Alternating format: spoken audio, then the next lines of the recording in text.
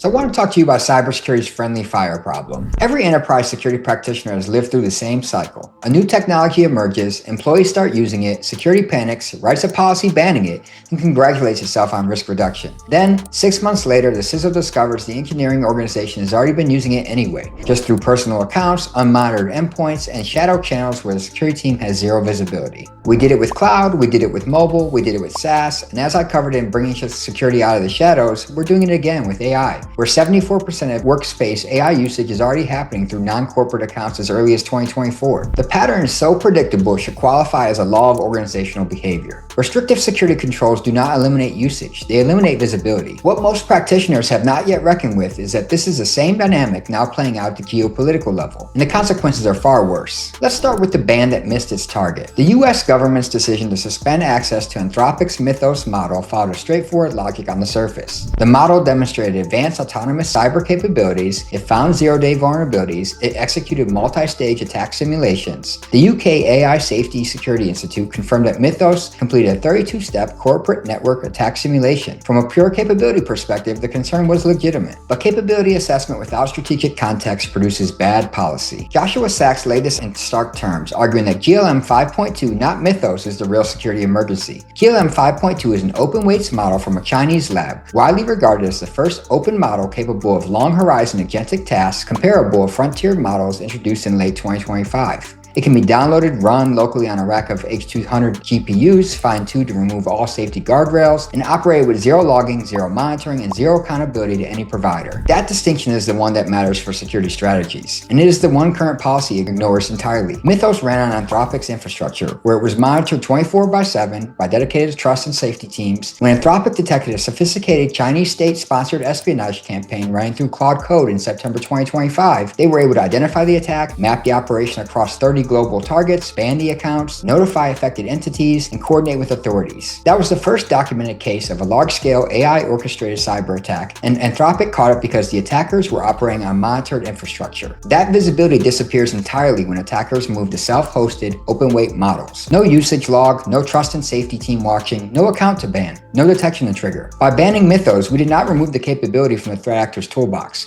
We've removed it from our own ability to watch them use it. Now, shadow proliferation is going geopolitical. Enterprise security professionals understand this dynamic intuitively. When you ban a tool that people need, you do not eliminate the need, you eliminate your ability to govern how the needs get met. The shadow economy that forms around the ban is always harder to secure than the sanctioned usage you replaced. Some now predict that this will manifest as a dark economy around open weight models, analogous to existing underground markets for malware, zero days, and initial access brokering. Private API providers will spin up inference endpoints for offensive capable open models with no terms of service, no monitoring, and no cooperation with law enforcement. And this pattern is not happening in isolation. It mirrors what the United States already experienced with chip export controls, where the attempt to deny China access to advanced semiconductors accelerated domestic Chinese chip development rather than preventing it. The same dynamic is now playing out with AI models. Every restriction the US places on its own frontier capabilities creates a stronger incentive for the rest of the world to invest in alternatives to the US that does not control. Nathan Lambert and Kevin Zhu made this case directly, arguing that the regulating of open source AI because of China would create a chilling effect on education, innovation, and competition while pushing the rest of the world toward adopting Chinese models. The fact that Chinese labs are already producing competitive open source models should be a wake-up call that open source is underinvested in the United States, not something to restrict further. We're undermining our own strategic objectives. The contradiction at the center of the current US policy is difficult to overstate. The administration's own AI executive order, the one I covered on this channel just a few weeks ago, frames American AI leadership as a core national security priority. It directs CISA to facilitate access to frontier models for federal agencies, state and local authorities, rural, hospitals, and critical infrastructure operators. It creates an AI cybersecurity clearinghouse. It expands federal hiring for AI-enabled defense. The entire strategic vision depends on US-built AI being adopted broadly. Then, the same government suspends access to the most capable model produced by a US lab. That action triggers international conversations about technology sovereignty. It accelerates the adoption of Chinese open-source alternatives. And it demonstrates to every potential international partner that relying on US AI infrastructure carries political risk. As I covered in the regulation pendulum piece, the administration executed one of the most dramatic policy reversals in recent memory. refinery, going from heavy pro-deregulation to actively studying pre-deployment safety testing of frontier AI models in under a year. The exponential capability curve forced that reckoning, but the policy response is kneecapping American AI leaders domestically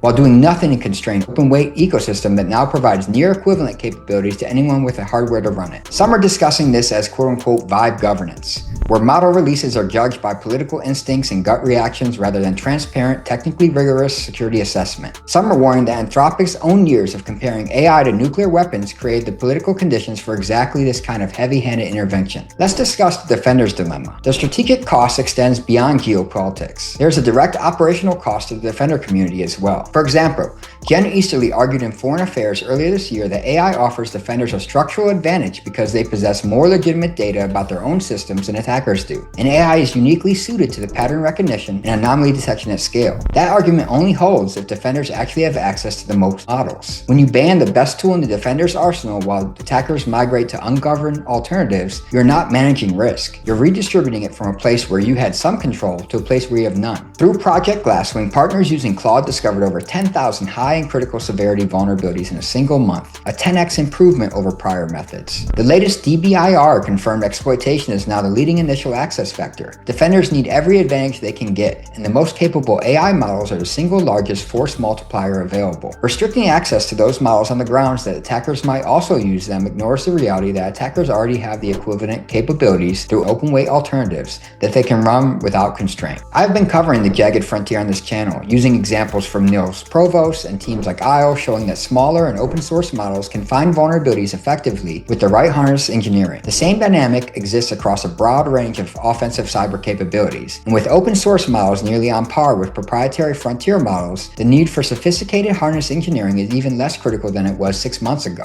The best models need to reach the vendors building cyber defensive products and the CISOs deploying them. Only the efficiency gains from frontier AI gives defenders a realistic chance to pay down security tech debt that's accumulated over decades, build the detection and response innovations needed to compete with AI-enabled attackers, and actually close the gap between vulnerability discovery and remediation that DBIR shows currently stretches to 43 days on average for known exploited vulnerabilities. So what should change? The path forward requires the same shift in thinking that the best enterprise security teams have already made. Stop trying to prevent usage. Start trying to govern it. Stop optimizing for the illusion of control. Start optimizing for visibility, speed of adoption, and defender advantage. At the policy level, that means centering the conversation on diffusion rather than denial. It means ensuring that US defenders from frontier lab security teams to the vendors building the next generation of security products to the CISOs and SOC analysts who deploy them have unrestricted access to the most capable models available. It means recognizing that open weight's genie is out of the bottle and no amount of frontier restriction will put it back. It means learning the lesson that enterprise security has learned the hard way for 2 decades. The organizations that try to ban their way to security end up with less security, not more. The organizations that embrace new capabilities, wrap them in governance, and use them to outpace threats are the ones that actually reduce risk.